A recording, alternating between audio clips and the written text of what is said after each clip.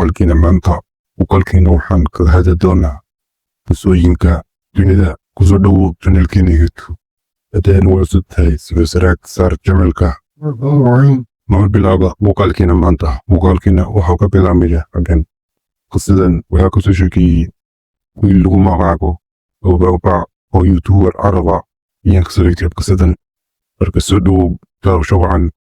Qisadu waxay ka bilaabantay meel lagu magacaabo tuulo yar lagu magacaabo Eastern Korea oo ku taala dalkaas iyo Sacuudiga, waxayna ku dhacday wiil iyo aabihiisa markay wiilku xujiray 10 sano.